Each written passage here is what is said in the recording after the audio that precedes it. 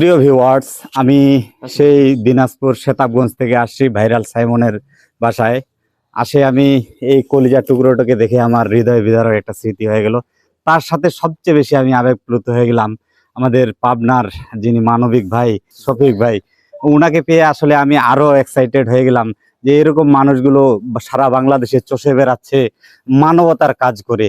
এখানে আসলে ভাই বেশ কয়েকটা কথা বললো যে এখানে আসলে আমরা ভিউ কামানোর জন্য আসেনি, এই ছোট্ট বাচ্চাটার জন্য দোয়া করতে এসেছি, একটু তার মুখে হাসি ফোটানোর জন্য এসেছি, তাই না ভাই? কথা বলি, জি ভাই। যদি কেউ বলেও থাকে যে ভিউর জন্য আসছি, বলুক, অসুবিধা নেই। জি ভিউর জন্য যদি এসে থাকি, অন্তত সাইমনের তো 50,000 টাকার ব্যবস্থা হবে। জি ভাই, জি আলহামদুলিল্লাহ ভাই, এর থেকে কোনো চাওয়া পাওয়া নাই ভাই। আপনারা যে যা বলেন আমার কিচ্ছু যায় আসে না। আমিও ক্ষুদ্র মানুষ, ছোট্ট একটা পেজ চালাই আমি, আমার পেজটির নাম হচ্ছে হ্যালো সেতাবগঞ্জ। ভাইয়ের কাছে আমি একটু দোয়া চাচ্ছি ভাই। ইনশাআল্লাহ ভাই। আমি আবার বলি যে দেখেন, যার যার অভিজ্ঞতা থেকে যেভাবে আপনার যে অভিজ্ঞতাটা আছে, আপনার সেই অভিজ্ঞতাকে কাজে লাগিয়ে সুন্দর সুন্দর কন্টেন্ট তৈরি করেন, ইনশাআল্লাহ ভালো কিছুই আমরা পাবো আশা রাখি। কারণ বর্তমান সময়ে অশ্লীলতাটা একবারে ভরে গেছে, আর বিভিন্ন যে যাক পারে যেভাবে পারে বিভিন্ন কাদা ছোড়াছুড়ি, যেগুলো আমি পছন্দ করি না। মাঝে মধ্যে মনে হয় যে ভাই কন্টেন্ট ছাড়িয়ে দেবো।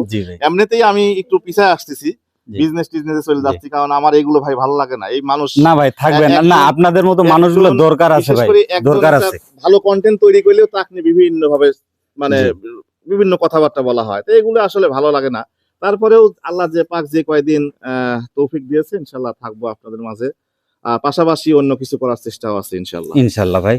সকলে আপনারা এই ভিডিওগুলো অন্তত শেয়ার করবেন এই বাচ্চাটির দিকে তাকিয়ে। সকলকে ধন্যবাদ।